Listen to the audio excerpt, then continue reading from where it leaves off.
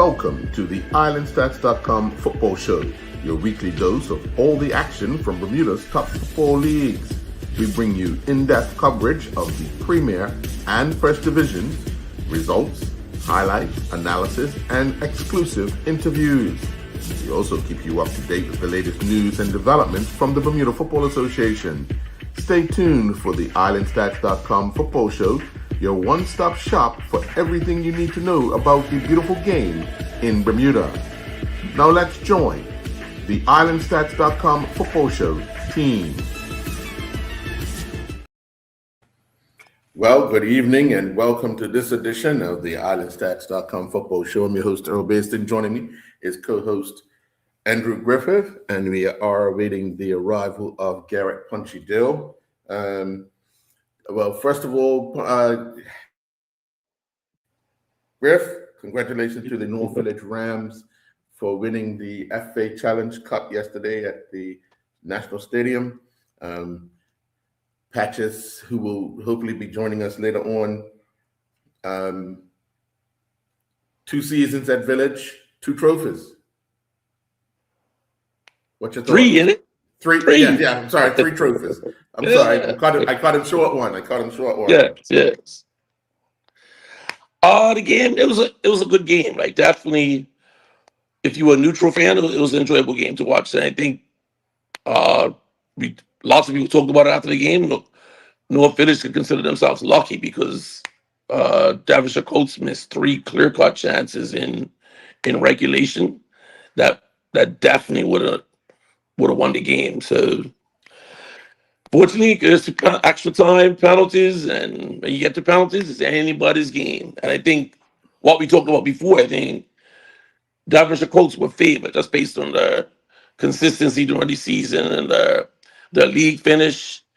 But I think his experience at the end, like Village has been there for the last 4 finals, so that experience probably carried over to negate some of the speed and the skill and intensity of Devonshire Colts. Yeah. Punchy, welcome. Thank you, guys. How you guys doing? Good. Okay. Good evening to you guys. Just getting into the conversation of the match yesterday. North Village come out on top on kicks from the penalty mark over Devonshire Colts. Give us your opinion on the overall match itself. I guess the crowd got the money's worth, I could say. Definitely. What was really good, it went down to penalties, of course. But when you look at the first half, I think the first 15, 20 minutes of the game, North Village had set themselves up quite well. Mm-hmm. They high pressed, and I tell you, the first 15 minutes, I make a statistic. They had 6 quality shots on goal from outside the box. Mm. And they were really, in the first 15, 16 minutes, that game could have been out of Devonshire Colts' rim if those goals would have been in. And some of those guys were shooting from like 20 up to 20 yards. Mm. The goalkeeper made a tremendous save, but I think that was also a real good plan by the coaching staff in North Village to take advantage of the goalkeeper size. And what a good goal by Jonte, huh? What a great goal. Oh, what a goal. Yeah, that's really quality. That's world class, really. That's really is. But I think overall, as North Village, as the game go on, Colts were able to come back into the game. And, they decided they were play out of their back and they're going to take risk. And that's what it is in the final, But if you look at the second half, the beginning of the second half, the first 15 minutes, Colts should have been up at 3-1, 4-1. The chances that they missed was unbelievable, and just goals that could have been scored. So that would have put North Village under pressure. And I think if they would have scored those chances that they created in the second half or the first 15 minutes of the second half, the game would have been over. Well, Punchy, did you notice, Village went 50 win first half, and had the second half. The win up to the doors make a difference. Oh, yeah. It gets sure. lost 3. Yeah. But what was most important about that is that after a while, you have to have another concept of how you're going to play with or without with the win or without the win. Mm-hmm. So I thought that at times, Norfolk is playing two back to front, two. I thought the first 15 minutes was a good carbon copy of how this game should have been played. They were quicker. They played the ball out wide. They moved the ball quicker. Then all of a sudden, they start playing from back to front. And it suited coach. And all I could see was that Ray Jones was saying on the side, calm down, keep possession. And it showed. It really did show. I thought the call on that foul, the tying goal was a poor call.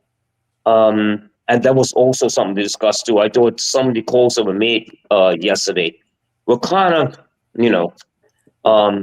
I just thought they were very poor calls. And that goes for Norfolk and Devonshire Colts. But what most important is that, what I recognized in the game yesterday was when you have quality and concentration, and then being able to, when you come up with another concept, come up with a different approach. I think Devonshire Colts came up with that really well. And if they would have, again, going back to what they done, Ray Jones, changed the concept, how they push players wider, wing backs wider, and they played on the back a lot too. They took short balls on the back, and they created a problem for Norfolk, But I think that when I go to the other side, I thought that Norfolk were kind of got, as if they could make any sense, they started playing just basic, back to front. And I think that showed, after 20 minutes, they showed a lack of, movement. They showed a lack of this. So they decided to go over the top and try to win the balls in the midfield, which they lost after a while because players got tired. But that's, it happens in the cup final. And again, I say Colts goal was good. I think the crowd got their money's worth, if I could say that. Yeah, when you guys look at I noted that both of you talked about the win, taking advantage of that punch. You said that in the first 15 minutes, Village were shooting from outside the box. What makes you think, or why would they stop shooting? If they have the lead after 15 minutes, because they got the lead in the 5th minute, but if penetrating shots are being there or were there for the taking, why would they stop shooting? Colts closed them down quicker after a while and didn't allow them to have the long distance shots, but they did have a lot of long distance shots early. So that brought the Devonshire Colts defense forward there. Yeah. Yeah, I think when Ray saw what was happening, he probably made sure that, okay, let's close down those areas outside where these guys can look at shoot long. Because Colts goalkeeper is only the tallest of 5'8", 5'6", maybe 5'7". So you could see what the plan was for Norfolk from the beginning. Mm-hmm. So every attempt outside the 18-yard box, it's got to be put at it. And the first 15 minutes, Norfolk said, I have it statistically, they had 6 clear shots to shoot at the goalkeeper, but everything was outside. And that was the plan. And it did work. I mean, again, Jonte's goal was great, really great. Right. But I just think that after a while, Norfolk started to lose their way in terms of what they want to do. And then when they allow Colts to come back in the game, Ray Jones, again, it's good about coaching and what you can do to change, what you do for how, okay, this is not working, what else can we do? Mm-hmm, mm-hmm. And I thought they adapted well. And if they would have put against those chances, we were talking about a different thing now. They say that you miss the chances and come back to haunt you. That's right. Yeah. Yeah. I mean, well, we talked about it last week that Devonshire Colts had 3 players who were kind of on form, and it was going to be difficult to stop all 3 of them. obviously they created the chances. It's unfortunate that those chances didn't go in, and they end up on the wrong side on the day. But that's just it. I mean, all season the three of them have been begging girls, but you get to the big one, the one you want them to all click on, and it just doesn't happen. It's unfortunate, but overall, how would you rate the game, Griff? Some parts was scrappy, but I'll give it a 9. It was definitely enjoyable to watch, and the fans like were up and down, very emotional, the chances, and the build up, and it was a good game. And Punchy, for you, when you saw Devonshire Colts creating these opportunities, did they kind of, after the missing 3 opportunities, did they go away from what they were doing to create those chances, or did North Village change a little bit to prevent them from creating those chances? Yeah, good question. Though I think I can see the coaching staff asking North Village to close up, let Devonshire Colts go wide, and try to drop balls in. It's sort of trying to play through those channels. And I thought, I think Devonshire Colts never lost the nerve. They looked like they were still trying to create chances. And then again, they were playing in between the lines, and they weren't bad. The thing is, they again, we're getting back to chances in an FA Cup final, in any cup final. Once you create those chances, and those were really glaring misses, you guys. I mean, just unbelievable, So Ray done a good job in terms of what he wanted to do. And as North Village started to tire, they started to play from back to front, which they started to play back from front, and they weren't winning the second balls in the midfield. Right. So then the passing game, I was looking at how many passes Devonshire Colts were doing the second half compared to North Village, and in terms of creative passes, and it was really I put the advantage on Devonshire Colts. But then Jonte had some chances, that could really put the game away. But it's important. What I figured is that when you look at the overall game, people enjoyed themselves. Not just for the fact that it was it went back to front. The game was very open, but also people can start talking about the quality of the game, which everybody's talking about now. The quality, and I thought at times, still in our league games, there's got to be still more quality, simple stuff, and quality. And I thought, it lacked that at certain aspects of the game, quality in the top third, or the finishing pass, or decisions made, people shooting in wrong areas when the ball should have been passed right.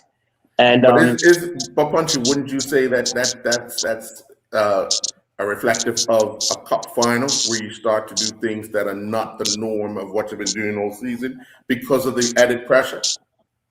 Yeah, you're right. That's right, though. That's right. It really, But you remember in the second half of extra time, both teams were basically at that stage were trying not to lose it.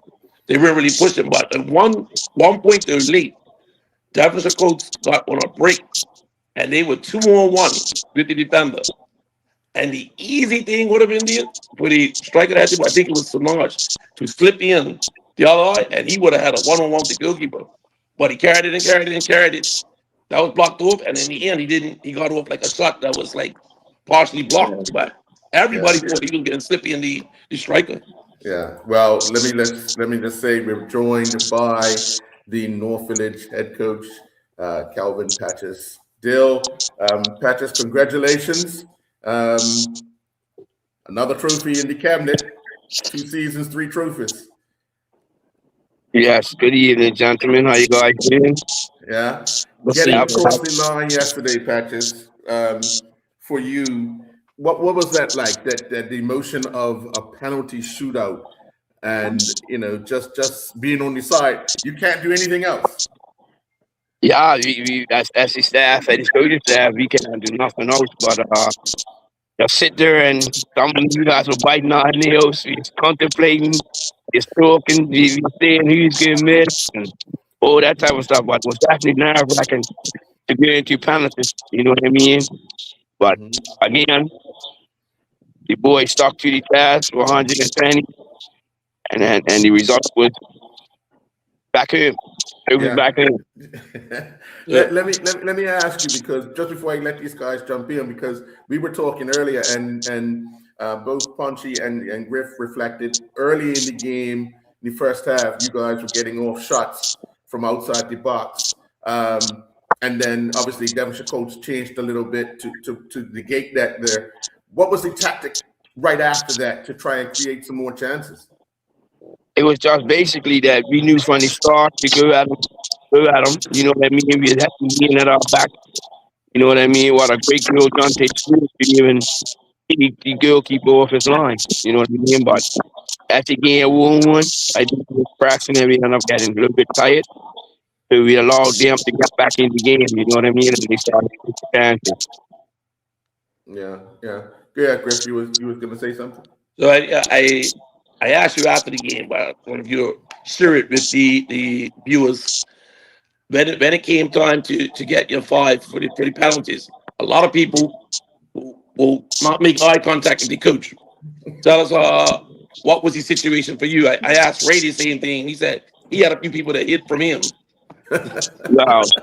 To be honest, the first 5 stepped up and said, "I'm here." To be honest, and they actually put themselves in the position 1 to 5. Then I just told them after that, I said the other one, the rest of them, guys actually figure it out. You can go 6, 7, 8, 9, and 10. You guys figure it out. Oh wow. So once Knight picked 6 and there was a miss in front of him, that's a long walk, Punchy, by yourself. Yeah. And to be honest, my coaches were talking about that and Detroit you taking. I have to tell them, relax. Carlos, the most calmest player in our team. Oh yeah. Without a doubt. You know what I mean? Nothing bothers that boy on or off the field. He has the same mannerism the whole time, and it's amazing, isn't it? Yeah, exactly. Like you guys were talking about it today. Like, you know, we was joking about it today when we was together. These guys the calmest in any team. You can be shouting that Carter, but Carter, you heard you, they don't. Puts his thumb up and keeps good. And keeps it. You know what I mean? So I was never nervous when I knew you was going to step up and take it. Right. Yeah.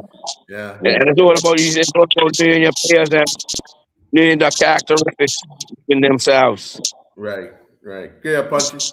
But hey, Coach, great to have you on. Congratulations again. You know, your achievements. But if you had to, specify about the whole team, your whole year, in terms of what do you think has been most important about the players, about what the setup is, you got your coaching staff, because you do mention them quite a bit. What has helped you a bit like now? Yeah, tell me what have you learned this year about your team and how, this what do you have learned more about this year? Again, we had a couple of new players coming in that we had to bring them back to the North Village way. So we started off kind of slow, and we just had to build ourselves up to getting everybody on the same pitch. You know what I mean? So it was a good learning experience. To have Marlon, Miko, Tariq, you know what I mean? Me and Marlon will sit down, talk about these fashions, put it together, and let them go. And they just kept building. Okay. Hey, Coach, another thing I want to ask you. Excuse me. He's a national coach now. You all can have this conversation in about a week or two. They're going to do Yeah. But Coach, the other thing is most important. Let's talk about some players. We're not going to go deep into this. Let's say about Mr. Otterbeers has come from Hamilton Parish. What do you? We start identifying behaviors of players and the growth of players. He came from Hamilton Parish. What do you think that he's learned now, his adjustments. Because I see you, the people, with North Village people, they were still questionable about him. So tell me why, because people were still saying, okay, he's picked a lot. There's certain parts of his game that's questionable. What do you feel about, if you can tell us, the viewing public, about Quinn Olabridge? For one, it's a natural quality, it's a natural center half. He has a good touch. Yeah. I think what happened with him when he first came out, it's a new environment for him. The environment at Hampton Prayers was a lot different. So now he has to come and build confidence around the newer players, village players that he played with our before. You know what I mean? So what you have to do is, them type of players, you have to make sure you keep trusting them. You trust them.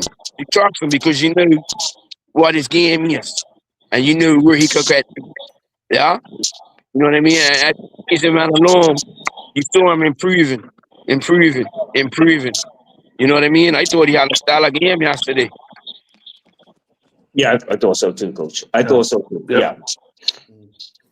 Did you share a word with Ray? Remember, because Ray said he'd talk to you after the game. Did you share a word with Ray after the game? Definitely. Oh, yeah. I tell him it's my exact word. You might hear me talking crazy, but when I go towards that white line, it's more. You know, after we deal with that white line, after that white line's done, you're my friend, bro. Earl, they shared a lot of words during the game. And that's what it's all about, though. That's your passion, isn't it? Yeah. If you don't have any passion, you might as well not do it. Yeah. Well, you know what I mean? we know you're busy because the women's national team is training. You're part of that organization as well, and we want to wish you and that team all the best. We're trying to see if we can get Coach Keita on later on. If not, we have to do something separate with her. But we'll let you go back into the national team training. But again, congratulations, and we'll look forward to what Village bring against the Dendy Town Hornets that will start the Charity Shield. Again. Me and Rose. Yet again. Me and my partner, Rose. Hey, both of you won a trophy this year. Yeah. Well, the other thing I want to add to this before you go, Patch, about we guys have talked about this all the time about now that you're talking about Joel Hayward, you're talking about at PHC, at Devonshire Coach, we're talking about national players, coaches that have been in the national program. So actually, you're coaching against them. And I think it's becoming very evident about, do you have quality or do you have ideas and quality at coaching? Let's say, I'm not, I'm just pointing fingers, but then I keep looking at statistical wise, you and your staff, there's Devonshire Coach, who's been at the radios at the national level. And then we're talking about also a PHC, which is Corey Robinson and Mr. Lightborn. Okay. And then we go to Dendy Town. And then, I just think it bodes well for, about quality, organization, and knowledge, and where the country can grow. Because it's good for the country in terms of you up against this coach, you up against this system. What do you do? How can you make the game? How can we get better with you guys, with your play? And I think it's good well for the future of the country. It bodes well in terms of you guys up against one another. You have a conversation, like you said, you have a conversation with Mr. Devonshire Coach. I'm saying the coach of Devonshire Coach, but it's okay. It's all right. But, sometimes that's I think it's better. It's better for, the direction that the club level is going to set a standard with all you guys at that level now. And that's how I feel. So all right. So look at it. I like to learn. I can find out what your problems are. I can probably help you fix it. I can tell you what mine's here. You might not have damn problems, so you don't have to fix them. So I talk to the coaches after games about how such tactics, what they're doing in the tactics. I never ask about the tactics. I just ask them about the passion, so that we all have So when we all come, we go really compete against each other. You know what I mean? I love playing against Pennington, Colts, and PAC because I'm playing against guys that can try to play and make me and my staff have to think if we're gonna make a decision and when we have to make it. You know what I mean? So that's very enjoyable. That's very enjoyable. All Hey, right. before you go, I got a little warning for you. Your boss for Saturday, the head coach, she's no nonsense. So don't take any cards during that game, or she'll probably smack you up. Yeah. All right, Donald. All right. You have a good one. You guys. Okay. All right.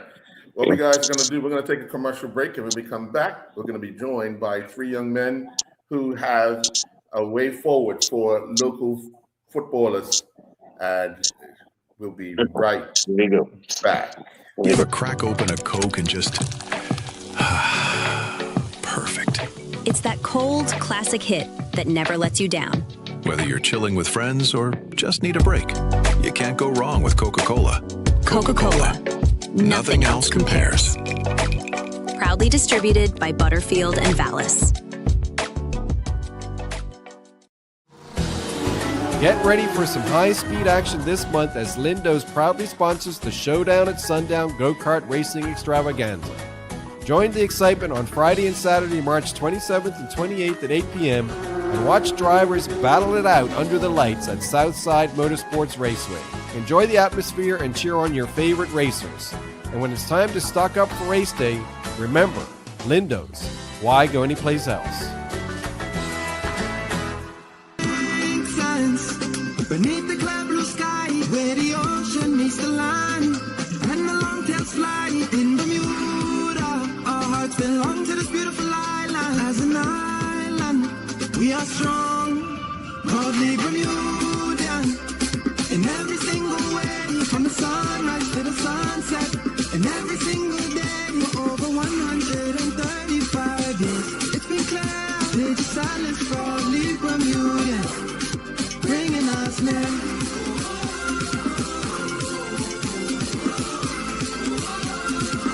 Cause we are proudly Bermudian.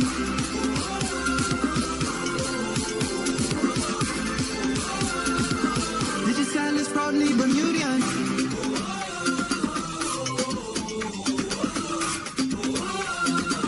Digicel is proudly Bermudian. And welcome back. Well, we're joined by, you guys are far away. Representative of Trevor Academy. This summer, a new approach to youth football is being introduced to Bermuda with the focus on developing confidence, discipline, young people, both on and off the field. I hear you guys say you can't hear us. You got to come close. You're gonna have to come closer to the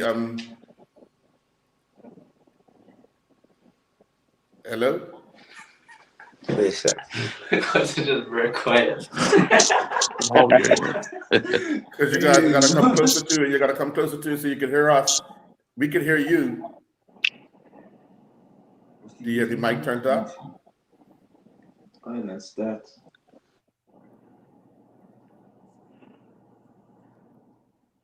Well, obviously these young men, Remy Coddington, Johnny Bartrell, and Sincere Hall, are looking to introduce this summer to Bermuda to allow and help young people who have endeavors of taking football to another level, and they're looking to host a summer camp on island, and we'll get more once we can actually get in. Let's see, here they come. Okay, Punchy, you're back. Yeah, I'm back. Yeah.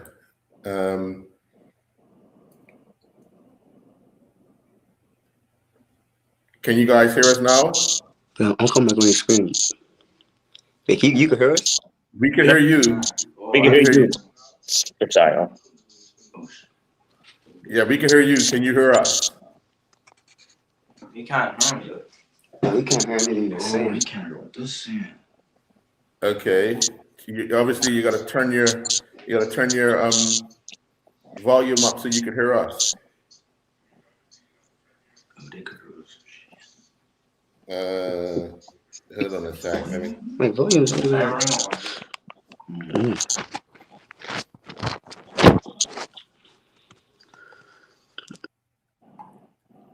Okay, obviously we're having a bit of trouble, but Punchy, just speaking with Remy, what's your thoughts on what they're attempting to do in this summer period?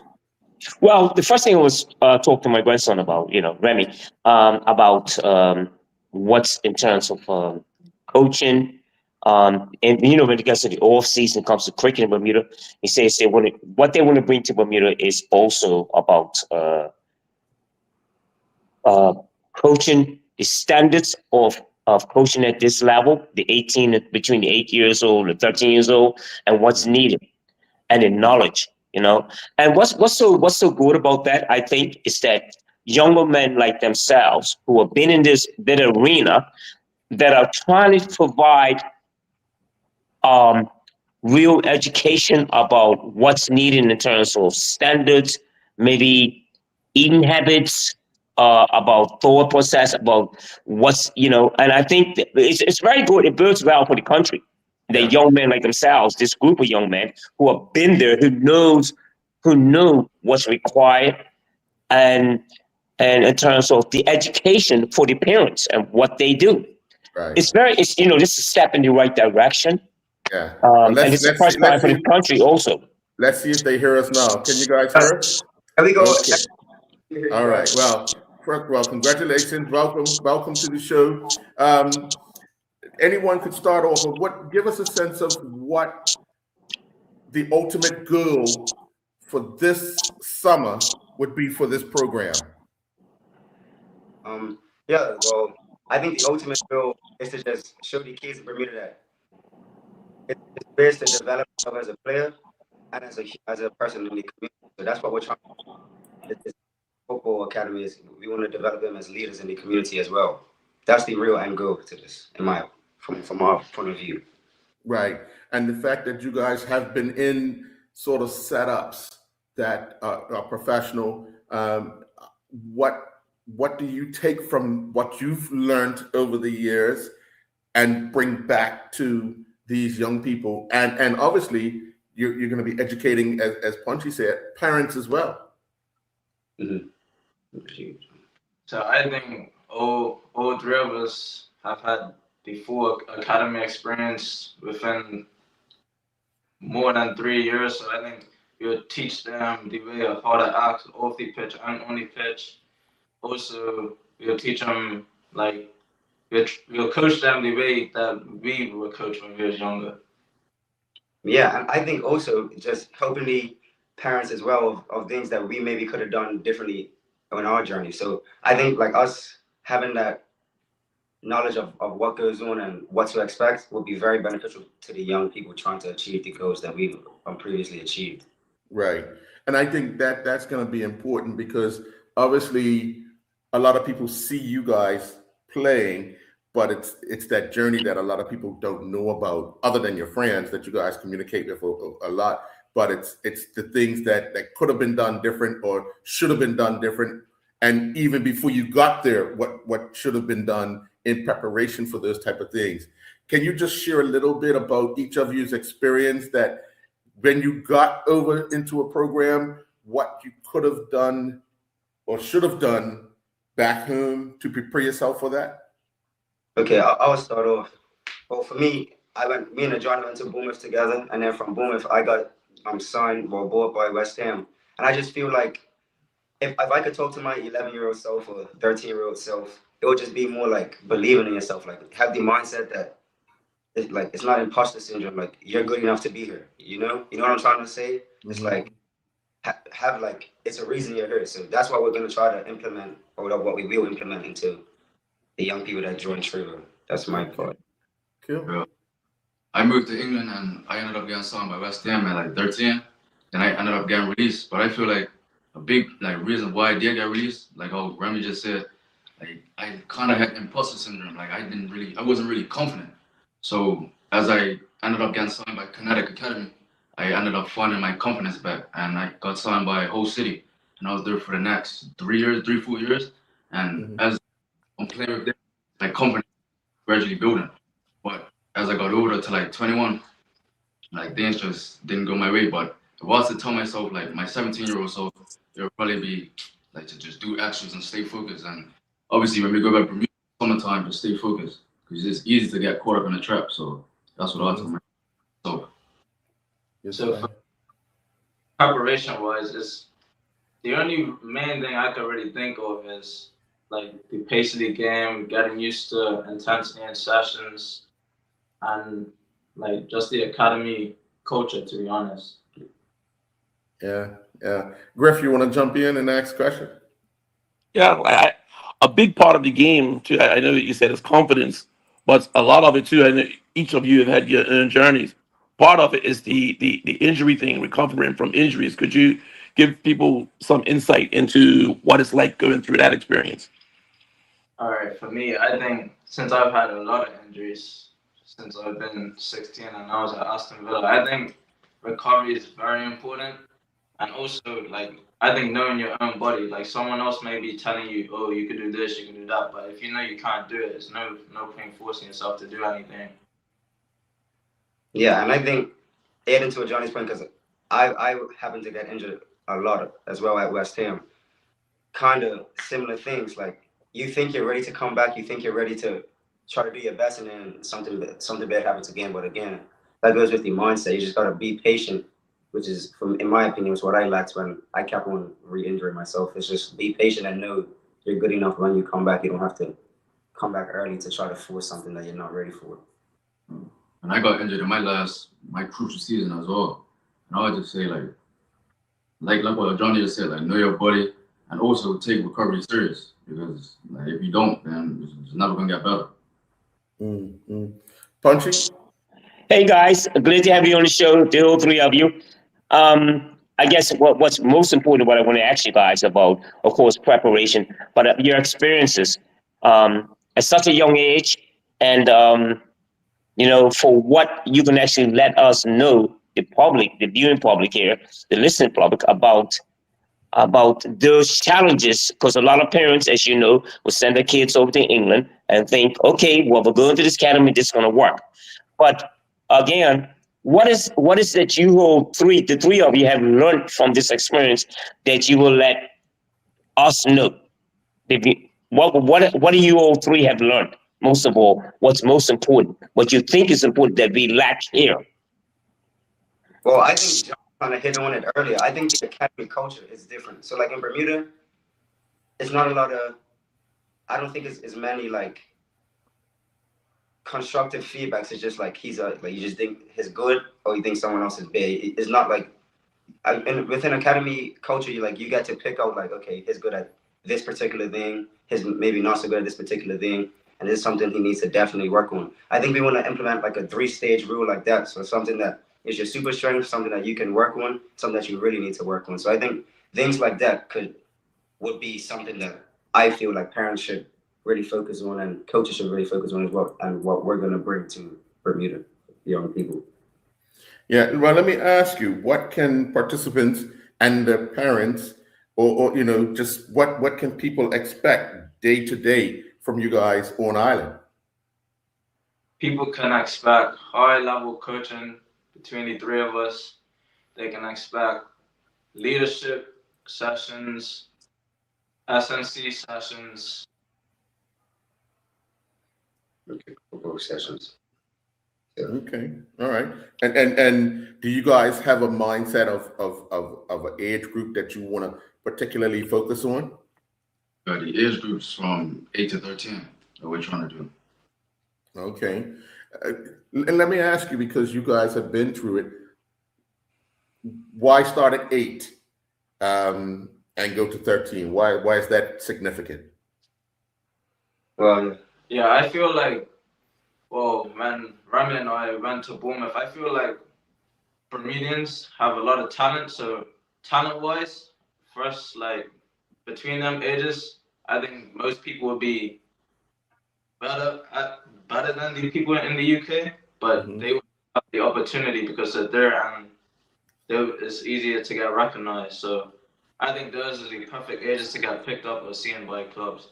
And adding to that point as well, just being younger, like just in school and like anything like that, when you're younger, you're more easily to move. So if, like Johnny said, you're already talent-wise, Bermudians are naturally better than people overseas. But if we get the opportunity to, again, put them in academy coaching so they know when they go over what to expect, I feel like them ages are the perfect ages for us to coach and mentor.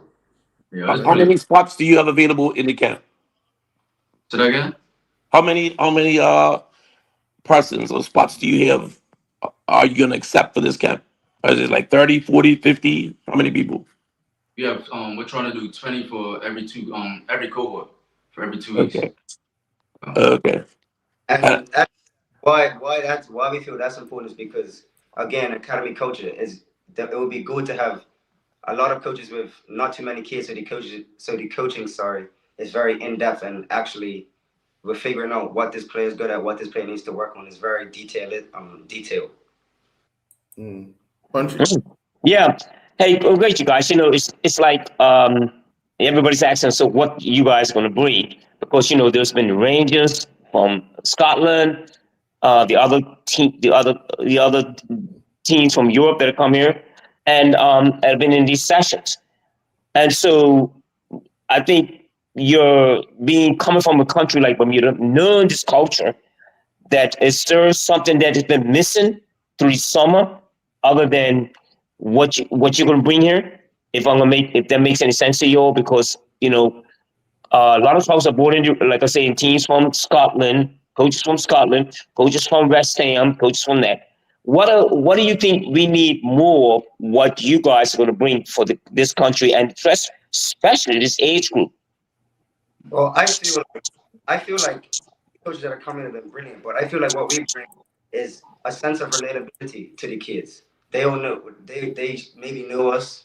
We're closer to their age than maybe some of the older coaches, and they maybe would take to us more like us telling them, hey, I think you should work on that. Hey, I think you should work on this. So I think a sense of relatability within the academy culture that we're trying to push.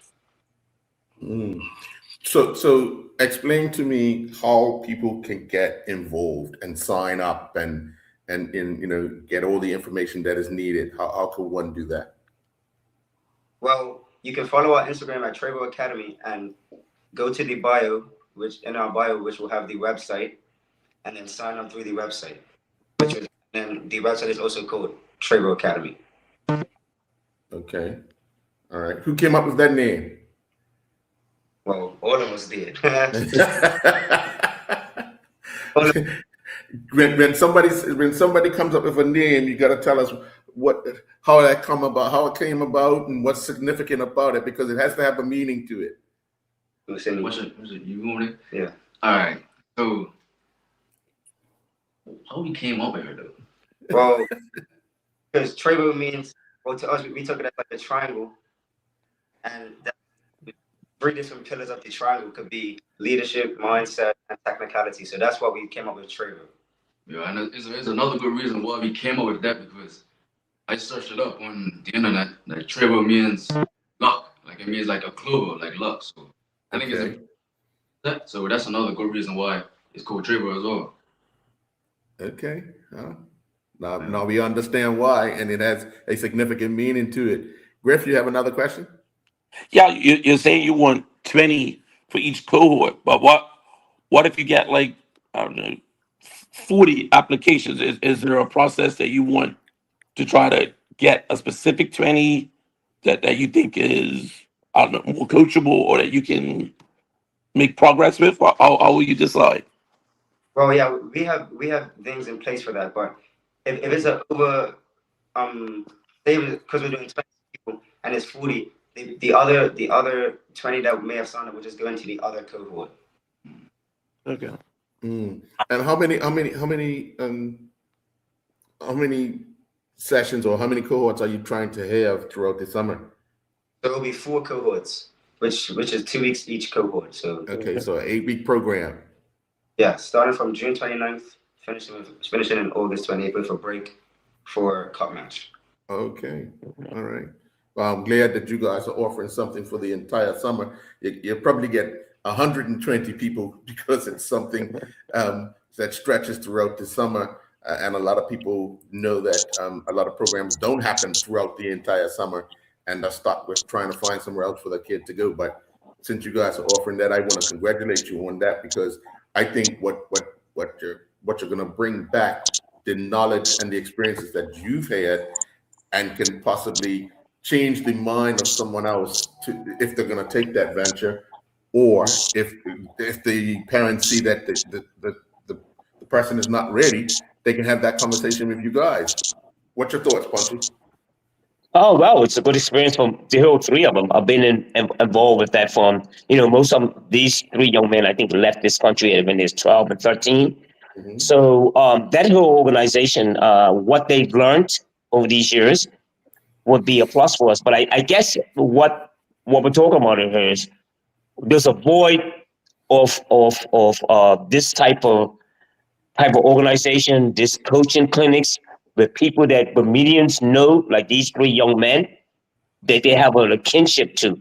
So, let's say, for instance, see Johnny and see Remy and see Mr. Hill. I'm saying it's and it's the first step. I think it's a good step.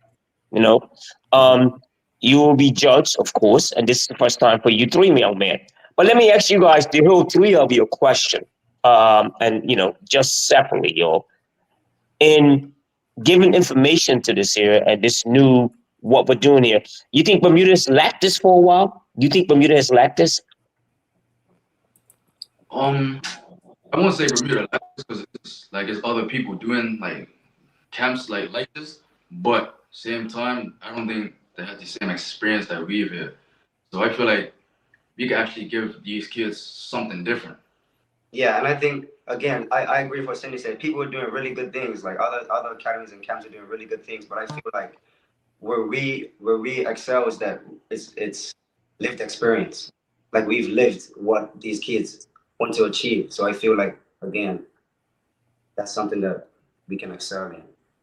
Yeah, I think because we've all been in Premier League academies, we would bring something to the highest level to these kids. No, hold on a sec, Punchy. Hold on a sec. Johnny, I'm going to ask you a question. I know you've been, we're going a little bit off the subject we're talking about. How are you injury-wise? How are you coming along, Johnny? I'm doing all right now. Everything's fine with me. Good. And yourself, Mr. Hill? Yeah. Yeah. But the most important factor about what I'm saying about because remember, in the summertime, there's cricket too. So what we're saying here is that you are proposing a new idea about how serious, because Bermuda's now, with all you young men over there in England, is becoming very important when we come to these crucial matches in qualifying, you have this on the 17, 18s. So what you're saying to us that this is needed. Is that what you're proposing?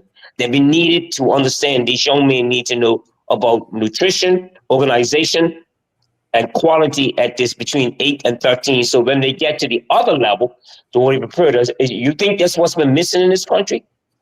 Yeah, I feel like it's just about building habits, isn't it? It's like if you start at a younger age, the habits are easily built up over time. So it's just something you just do. You train over time for your next season. So I feel like that's something that if you are interested in going to the highest level and doing what you want to do, your dreams, this is something that you should build in habits. And I think it's good that we started off with like the ages we did, because it's better to get them out younger. Because like what Remy just said, like it's better to have good habits, because obviously we already know how Bermudians could get.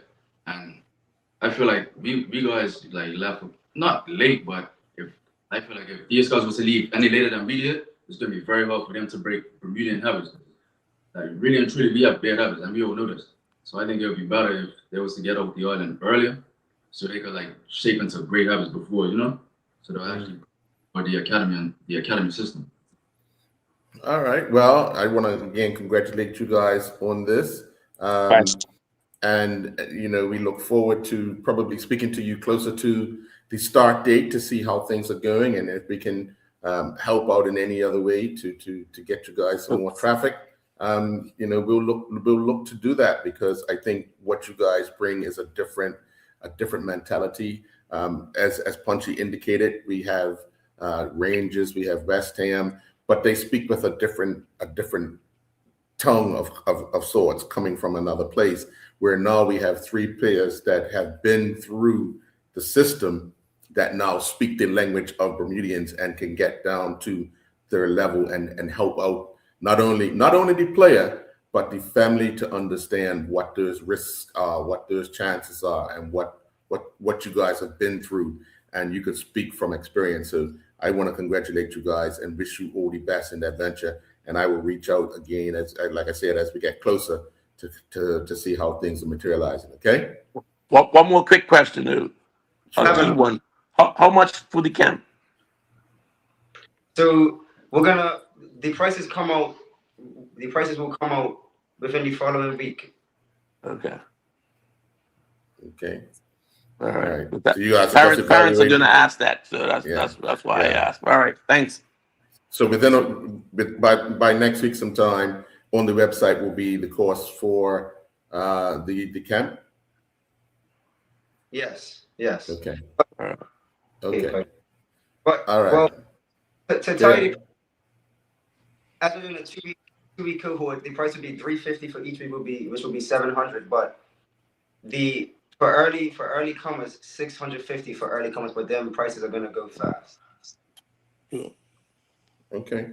All right. Good stuff. Any parting question, Punchy? Yeah. I wish you guys, hard work and what you guys are trying to achieve here, which is the first time for this country, I think, really, if I could think about that. I wish you guys the best. You'll be well supported. And again, the country needs it for people like you guys who are taking this step up, and to educate the parents also. It's really good. It's really good. I always say that it's good that younger people are being involved with this, and your journeys, that what you have learned through that is very important, that you impart this knowledge to younger men and to parents so they can learn. It's been a pleasure talking to you, young man. Thank you very much. Thank you for having us. All right. Okay. We're going to take a commercial break, and when we come back, we're going to talk about Coach and Player of the Month of March. We'll be right back. Hey, guys. Thank you.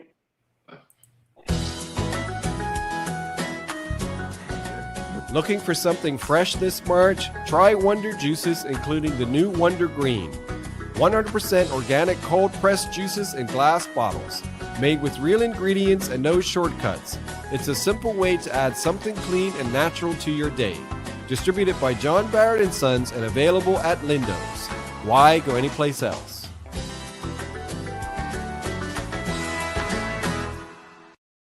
Beneath the clear blue sky, where the ocean meets the land, and the long tails fly in Bermuda. Our hearts belong to this beautiful island. As an island, we are strong, proudly Bermudian. In every single way, from the sunrise to the sunset, and every single day for over 135 years. It's been clear, Lady Silence, proudly Bermudian. Bringing us near.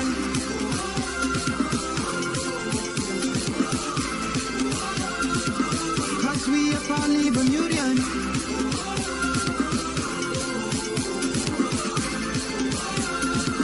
Digicel is proudly Bermudian.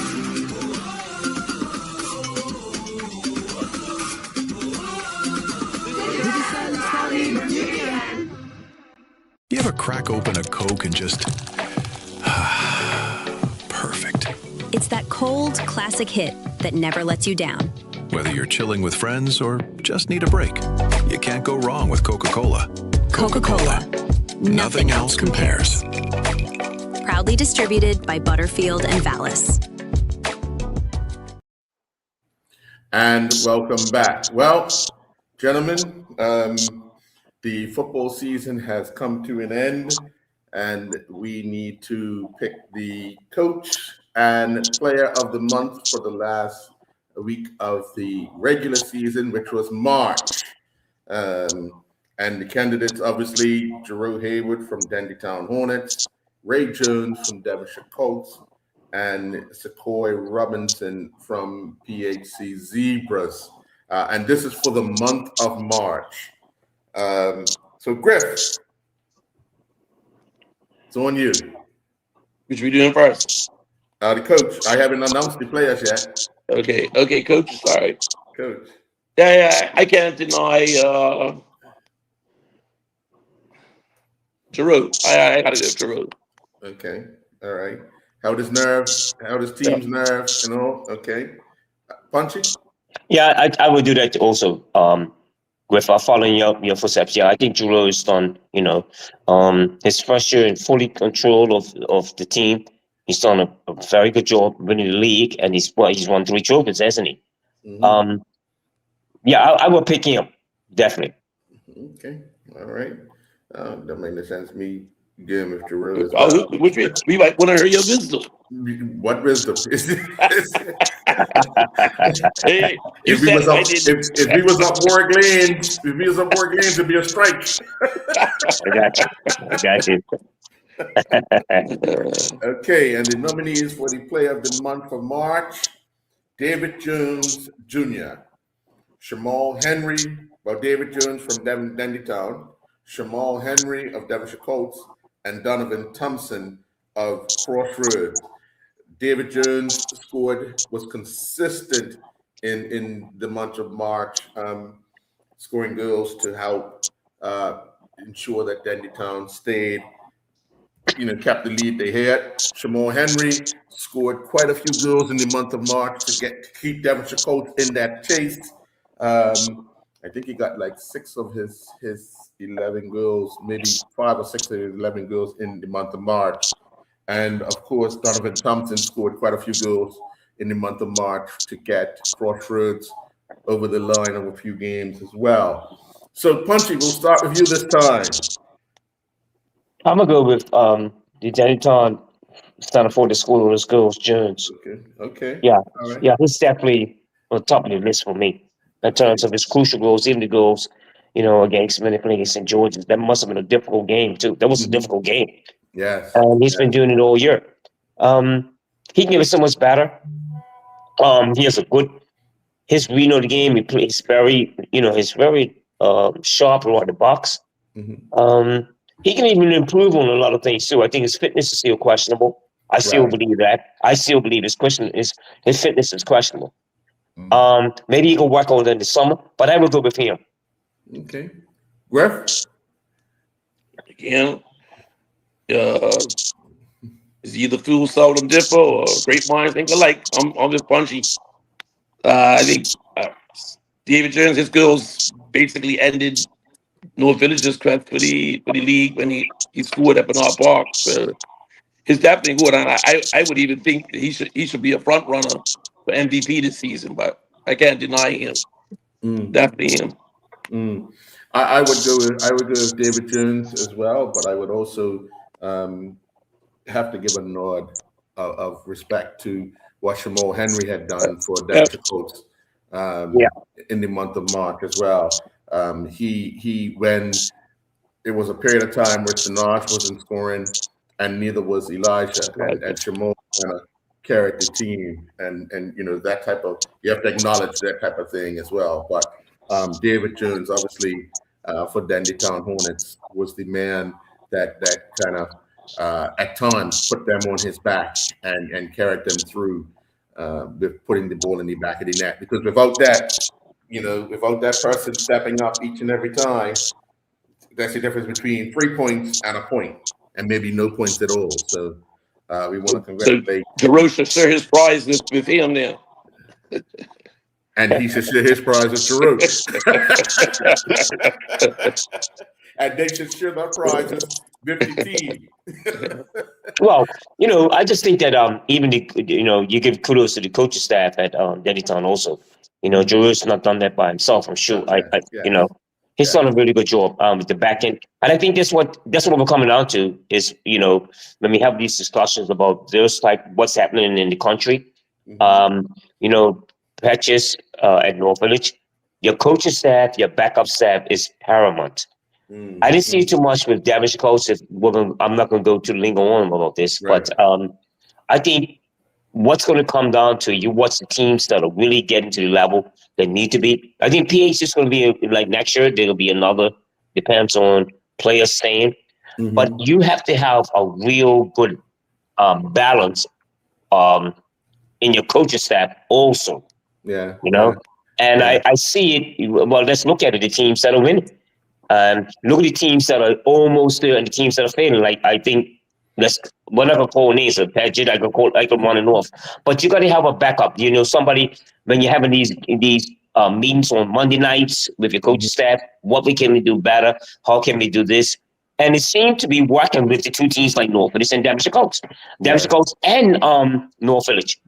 And I think the PH is going to eventually get there. If you're not doing that, if you're not going to that where all of a sudden you show up one coach, and I think this was happening to Cougars. Let's go down the list here. St. George's. You got to have a backup. You got to have a staff now that everything matters. And that's what's happening. I see what's happening. Once you see who's winning these trophies and how they're going about doing it, it's not by chance. It's by organization. And I think that's what is going to come down eventually to this country. It's going to come down. So the teams like Devonshire Coast, North Village, and Dennytown, and also the PHCs are going to stay on top because the coaching staff, if you're not up to that level, you're not going to make it past those things. And I think we're talking about the Robin Hoods. I think Somerset, the new people are going to be promoted.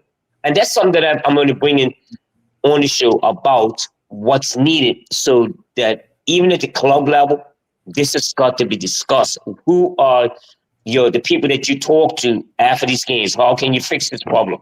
If you're not doing that right now, then you're just going to be another team like the social clubs. I think Crosswords can be a little bit exceptional. They're trying, but they're doing it. But the Paget's, let's see what else the other teams I can call. But that's what it's coming down to, guys. It's coming down to that. Well, Dendytown players or strikers would have the fear of they may have, if they can't put the ball in the net, they have one of the deadliest women strikers, in the coaching staff that will come on and show them how to put the ball in the back of the net. So that's a good time. But it's still. But you look at how they're organized, right? The organization of the coaching staff, when the players get injured, who runs on the field, and then you can see what's happening in terms of everything that matters. The organization of your team, whether you're injured, how the players come back, the best players come back, and it's coming out to 4 teams. And look what's happened to Cougars. I keep telling you, look what's the Cougars. Yeah, you can see it. It's very obvious here now. Right. It's very obvious. I think if you talk to the successful coaches, I think they'll tell you, because I've seen it. They have the success because of the support staff. I think plays a big role in it. That's right. The medics, the physio, the manager carries takes a lot of weight off the coaches.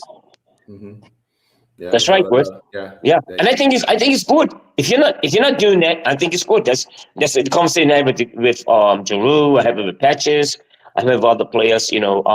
with the other staff with Carl Lightborn and even Devonshire Coast.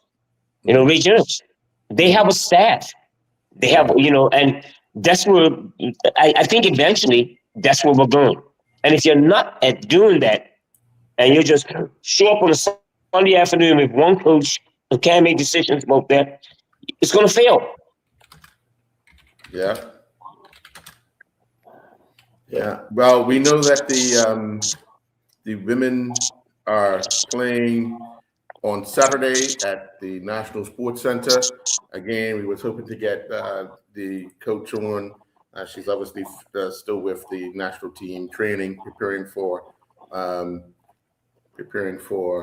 Saturday night. But we will possibly be having a pregame show from the National Sports Center on Saturday to bring out the team and get some comments from the coaching staff and some of the players before the match on Saturday night. So with that, we say have a good night. You neglected to say who won the last round of picks. Everybody got it right. No, I think one person got it wrong. I went with Colts. Yes, you did. I did. Oh yeah. I did. You did. Yeah. Yeah, maybe I did. That's right, because I did say I was getting Colts because of the 3 strikers. I did say that. Yes, I did say that. Yes, yeah. Well, me and Griff are homegrown, so you know. You expect but I'm good. Yeah. And congratulations, Griff. For winning again? For winning again. All right, thank you. Lose is acknowledged. Yes, not a problem. Not a problem. If it's one thing you could win is picks. Hey, I've got to be confident enough to put some money on it. Early retirement. Yeah, right. Okay. You guys enjoy the rest of your night. We'll see you on Saturday around 6 o'clock. Okay? All right. Take care. All right, guys.